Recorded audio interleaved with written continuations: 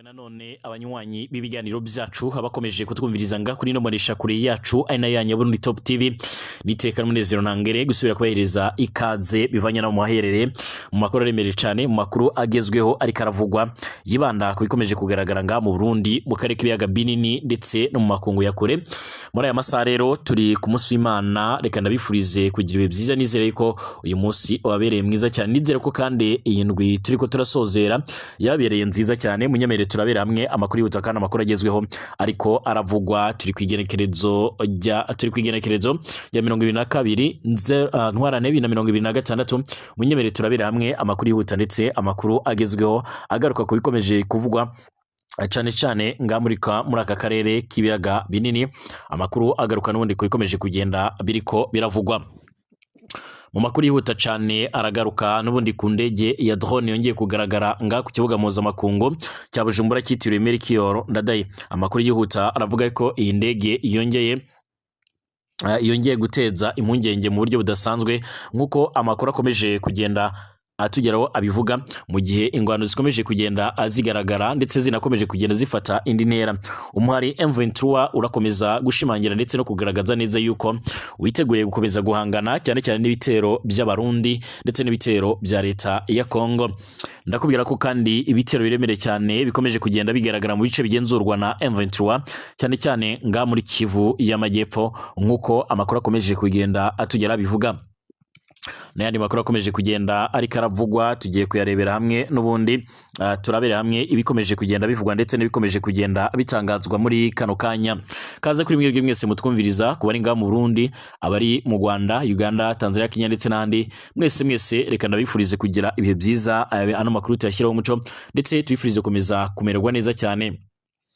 Mu gihe ingwano ikomeje gufata indi ntera mu buseruko bwa Repubulika Iharanira Intwaro Rusange ya Kongo, amakuru akomeje kunyuranyuranamo rero ku mbuga ngurukanabumenyi cyangwa ku mbuga nkwano aravuga ku gikorwa kidasanzwe cyabereye ku kibuga cy'indege mpuzamakungu cya Bujumbura cyitiriwe Melchior Ndadaye kigendanye n'indege itagera abaderevo izwi nk'amadrone yasize ubutumwa bukomeye bwa politike ndetse n'igisirikare nk'uko amakuru yihuta abivuga.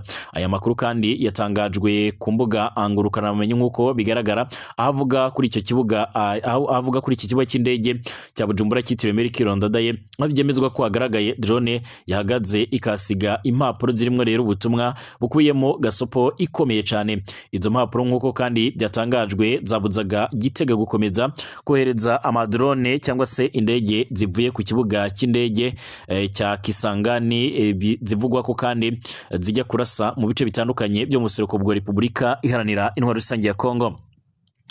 Bamwe batanguye kuvuga yuko iyi drone yabiriye ku ruhande rwa M23 ndetse yabiri ko gucira amarenga igisirikare cy'u Burundi FDNB ndetse na politike yayo, babibutse yuko ibyo bikorwa mu gihe byokomeza ibintu bishobora kunyuka ndetse iyi ngwano ikaba yabakururira akarambaraye. Inshuro nyinshi umari M23 waragiye utangaza yuko wifuza yuko u Burundi bwahagarika ingwano ndetse bugakora abasirikare bayo muri Repubulika Iharanira Rusange ya Kongo, ariko u Burundi bwama buravunira ibiti mu matwi aho bukomeza kugenda bugaragaza neza ko budashobora kuva muri iyo ngwano. Bamwe bati amatwi y'imene yumva iyo yokeje.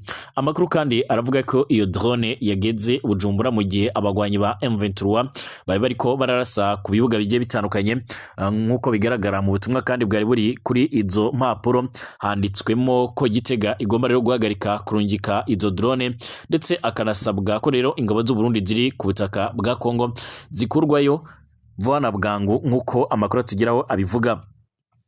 Nubwo kandi andi makuru arambuye kuri ubwo butumwa rero aturamenyekana neza, abatanze ayo makuru baravuga yuko kuva iyo drone yagera i Bujumbura nk'uko bikomeje kugenda abigaragara n'ubundi ibitero biremere cyane bisa n'ibyo tanguye kugenda bihagarara. Ibitero biremere cyane bikomeje kugenda bituruka mu bindi bice bigiye bitandukanye.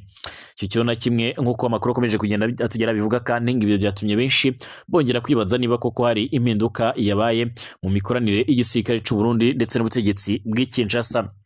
Ibibaye kandi mu gihe ku rundi ruhande ihuriro rya M23 rikomeje kongera imbaraga mu buryo bugaragara nk'uko amakuru atugeraho abivuga. hari imigwano ikomeje kugenda igaragara ndetse kugeza amagingo aya ngaya umuhari M23 ukaba ukomeje gutanga imyimenyerezo mu gihe budasanzwe mu bigo bya gisirikare biherereye i Rumangabo, aho hari bamwe bakomeje kugenda barasozera imyimenyerezo. Hari amakuru avuga yuko abasodashika ku 1518 bashya barinjiye muri uyu muhari, abo barimwo abavuye mu ngabo za leta ya Congo FARDC biyemeje guhangana n'ubutegetsi bwa Perezida Felix Tshisekedi. Mu ijambo ryiwe umugaba mukuru w'abagwanyi ba M23 General Sultani Emmanuel Makenga aheruka gutangaza yaravuze ko igihugu cyabo cyashegeshwe n'uburongozi bwa Perezida Tshisekedi, aramushinza kuyobora RDC nk'akarima ke bwite ndetse no gukoresha ingabo mu nyungu ze bwite. Uyu nguyu kandi yaravuze yuko uyu mwaka ari umwaka w'akazi karemereye cyane, ari umwaka bagomba kuzohuriramo n'akazi katoroshye, ariko aranavuga yuko bazakomeza guhangana nako.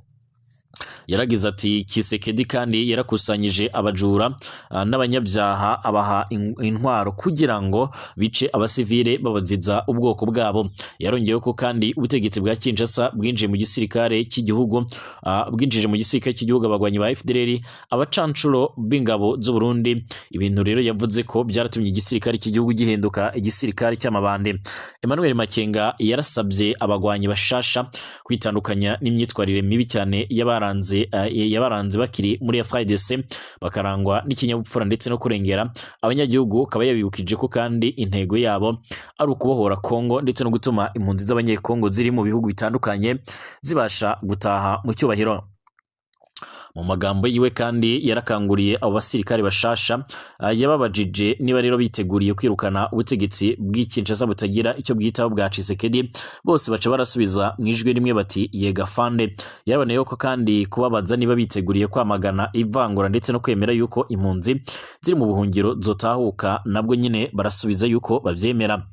Ingwano iranganishije FARDC Wazalendo abacangero n'ingabo z'abarundi ku ruhande rumwe, M23 ku ruhande imaze imyaka myinshi cyane isenya ubuzima bw'abanyagihugu mu burasirazuba bwa RDC. Ingwano nyine M23 avuga yuko iharanira uburenganzira bw'abanyekongo cyane cyane mu bwoko bw'abatutsi bakomeje kubangamirwa nk'uko bigaragara.